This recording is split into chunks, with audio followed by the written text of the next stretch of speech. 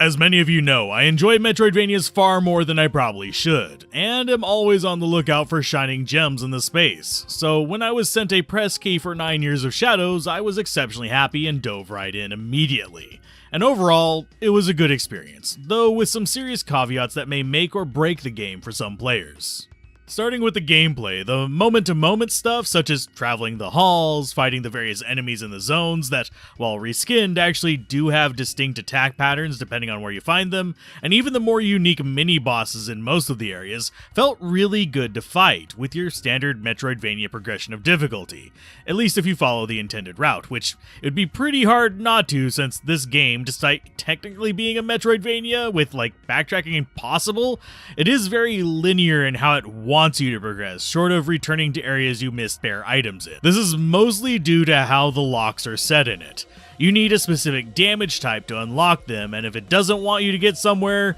it will usually put that lock in an impossible to reach area so you just can't get there. You get pretty much one thing that could potentially let you get things early, which is a pogo attack of sorts, a ways in, and even then, that's just giving you a few of the items needed for upgrades a little early, and not enough of them to actually change any of the battles. So overall, I'm not entirely sure I'd give this a full-on Metroidvania tag, outside of familiar Metroidvania upgrades and movements, since it is so locked down. Now, just by that, you'd think, okay, it's a linear platformer with a little wandering and secrets and pretty fun boss encounters and enemies. Though there's a reason I actually said mini bosses earlier, and not actual bosses. The actual bosses are a bit of a different story, since despite the fact that the mini bosses scale up in difficulty just as you'd expect through the zones, the actual bosses are really awkward difficulty spikes and progress almost backwards in difficulty for the most part, with your first big boss easily being the hardest and most unforgiving of the entire game. And this is mostly due to how the combat mechanics work and how it interacts with proper boss phases. You may have noticed in the footage up till now, we have both red pips, which is our actual life counter, which can go up to 4 over the course of the game, as well as a blue bar, which acts both as a shield for your life, as well as ammo for your ranged attack, which you can also upgrade, but the catch is, this ranged attack is required to advance the phases of these bigger boss fights. And yes, you can charge this by doing a move called a lullaby, which basically means you have to stand still for a minute and interact with your floating companion in the middle of a fight, and it will charge you up to about 2/3 full, or if you can time it right, you can get a full charge by stopping a line on a bar when you hit 0. It only happens when you immediately hit 0, but you have to get this one opportunity just right on, or if you fail, the only way after that is to do the lullaby. And for each time you use this quick reload, the zone you have to hit gets smaller, which with the bit of input delay I was noticing at least on my system,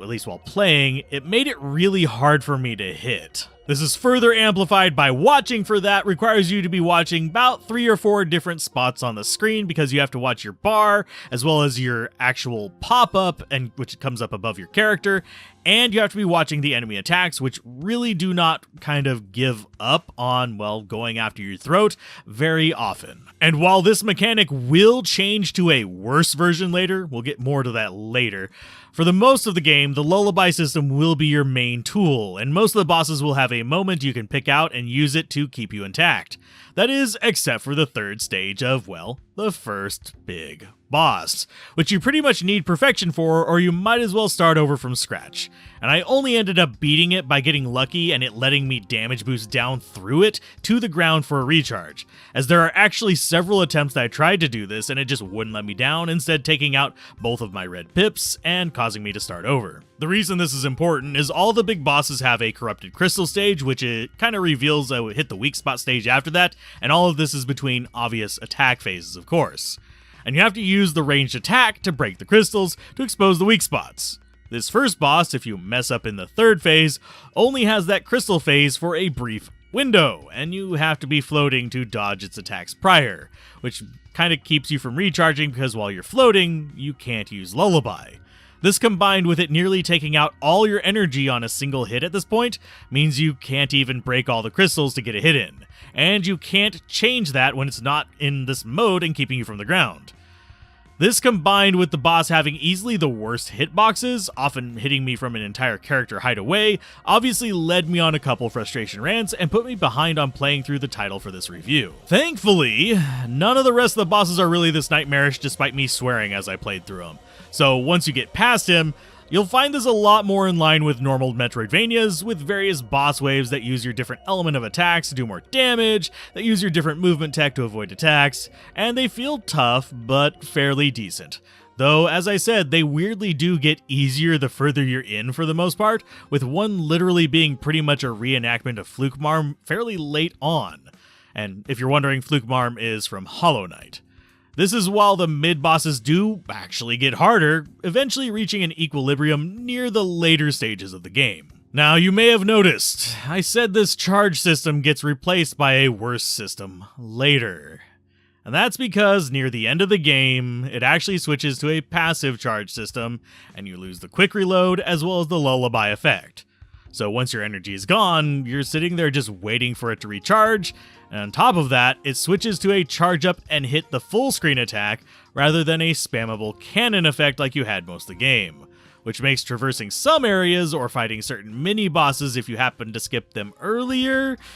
a royal pain in the ass. All in exchange for replacing your damage type with one that can damage enemies that used to only be hurt by your shots. And no, there is no avoiding this swap, and I think that the snake boss I mentioned earlier and a few instances of the game not really communicating well with what it wants you to do are my main complaints. So it really is one of those where most of your time spent with it will be good platforming fun that you expect, with good movement tech and just with engaging, really nice kind of worlds. It just has a few nagging irritants to pull you out of that joy from time to time. Overall, I don't regret playing it with these issues because it didn't completely sour me on the title, but it did definitely take what could have been an easy 8 or 9 out of 10 gameplay experience down to a solid 6-ish, which is above average, but not something I see myself doing more than once due to these issues. Now, obviously, gameplay is not the only aspect of a Metroidvania.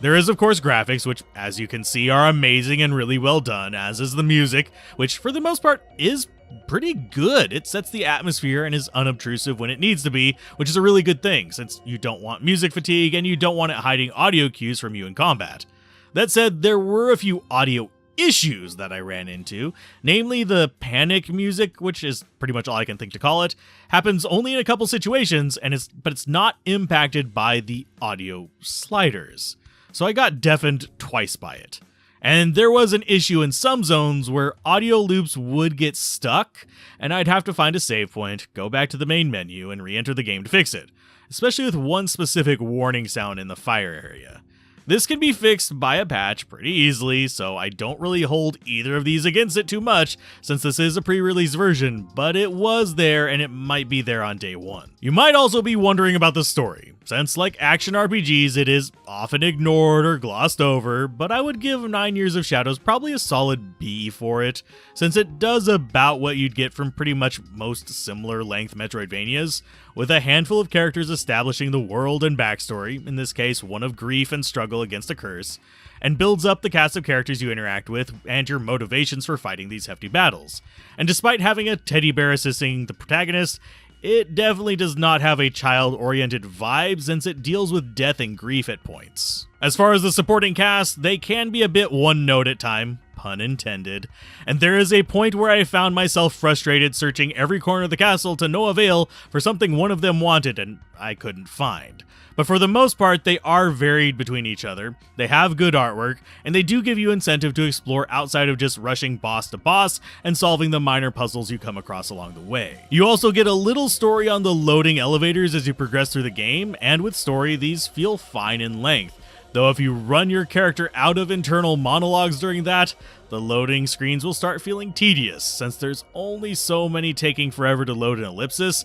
that I can tolerate, especially with the press A to continue prompt for each and every one of these. Rants and praise aside, overall, I would say there is a really solid core game here, with a lot of great ideas, excellent pixel art, good music, excellent mini-boss design, some interesting big bosses even if the difficulty pattern is completely out of whack with them, and some really fun ideas just peppered with enough annoyances that I would say this would not be my first Metroidvania pick, or one I'd send someone when they're just getting into the genre. But if you're a fan of these types of games and looking for a good enough one that you haven't played to death already, then this one could fit that bill and give you a good 10-ish hour experience just to clear.